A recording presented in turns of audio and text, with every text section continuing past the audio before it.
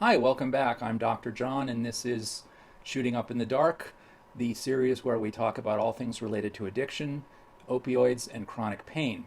And this specific segment is called Cut Off Consequences of Involuntary Opioid Cessation. This video is also part of the larger series, The Healthcare System, Pain, and Addiction Problems and Solutions. So, why are doctors cutting off long-term opioid therapy from patients? And why is this such a bad idea to cut off chronic pain patients from their opioids? By a bad idea, I mean disadvantageous or harmful to the patient. Here are some of the specific ways cutting off opioids negatively impacts people with chronic pain and ultimately causes more cases of addiction, overdose, and death.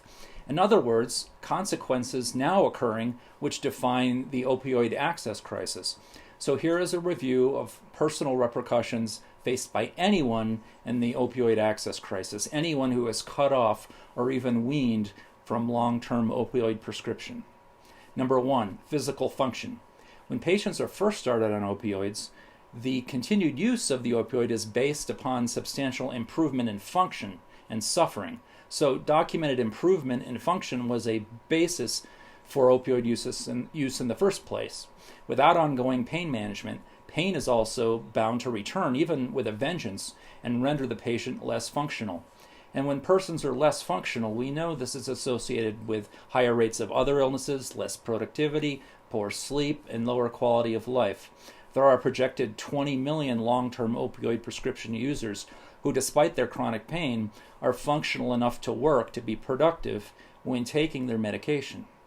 Mental function may be compromised too, as the syndrome of post-acute withdrawal from opioids can last a year or more. Number two, suffering. Aside from the intense suffering associated with acute withdrawal, as described below, there is likelihood of an ongoing painful existence, living in uncontrolled chronic pain, especially when unnecessary is a tragedy.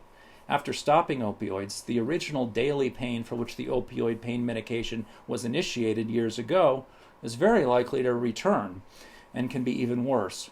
As detailed in other videos, these people also face post-acute withdrawal syndrome and a high likelihood of mental illness. This, of course, further reduces quality of life, and untreated chronic pain is associated with suicide. Number three, withdrawal. Opioid withdrawal is no laughing matter, though many people think of it as a trivial matter. This is incredible to me, given how extremely sick I have been in opioid withdrawal.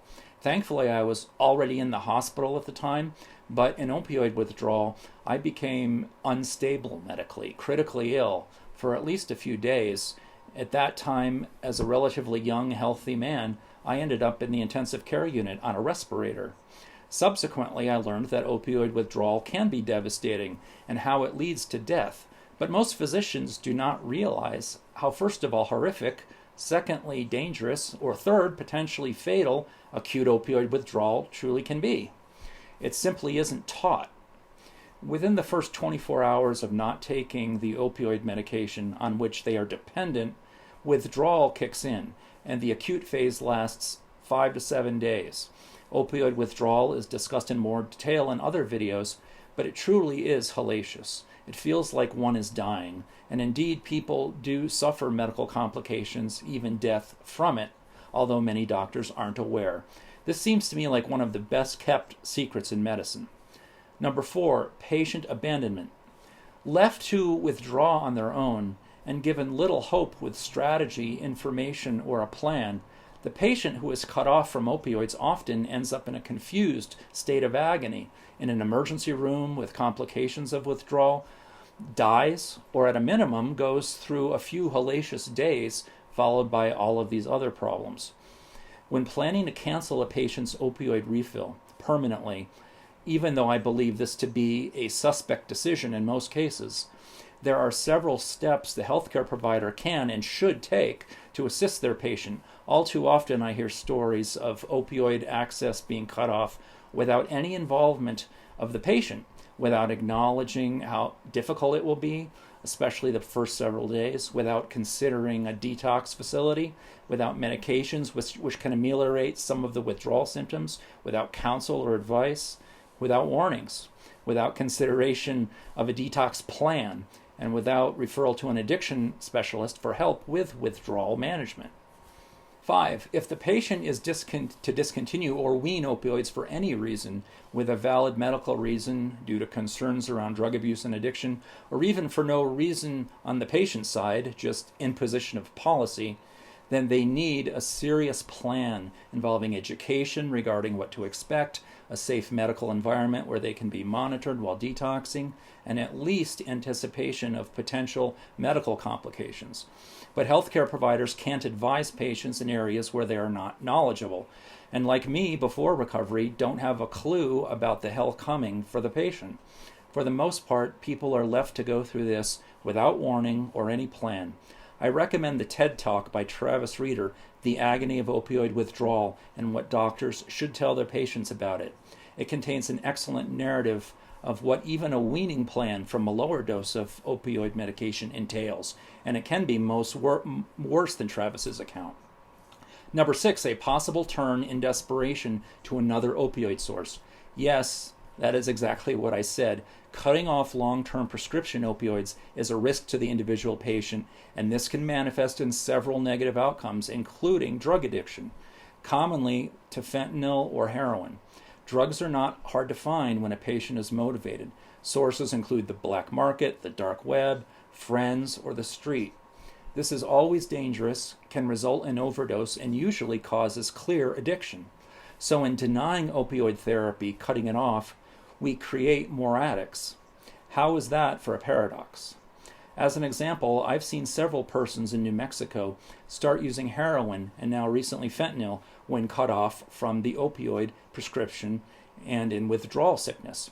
In order to understand this, one must accurately conceptualize what withdrawal is really like, mentally, emotionally, and physically, and how, in its grasp, people will literally do almost anything to feel well or to survive, because opioid withdrawal does indeed feel like one is dying. In summary, for chronic pain patients on long-term opioid therapy, which has been effective, because there is little to no upside for the patient in discontinuing opioid therapy and massive downside and risk, the practice of routinely cutting off chronic pain patients from opioid therapy really is a travesty. Now, it is estimated that perhaps 5 to 10% of patients on long-term opioids develop an unhealthy relationship with a prescription drug at some point. In other videos, cover this in detail. The immediate point, though, is that for more than 90% of patients, opioid therapy is quite safe. Over the years, it has been proven effective and worthwhile. So stopping opioid therapy is not a good strategy unless there is a very good reason to stop. So then, why are doctors so rapidly and pervasively cutting off opioids from patients?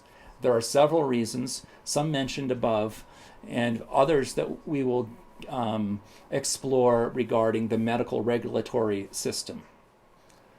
The entire big picture of this phenomenon of patients with chronic pain being almost systematically and indiscriminately cut off from or denied access to opioid prescriptions, which has helped them manage and live quality, productive life, is itself a crisis. I call it the Opioid Access Crisis because of all the consequences, potential and actual, listed above. The number of people caught in the opioid access crisis continues to climb. In the next segment called Cut Off, How to Survive Involuntary Opioid Cessation, I will give you several suggestions on how to deal with this scenario in a proactive and healthy way. See you there. Thank you.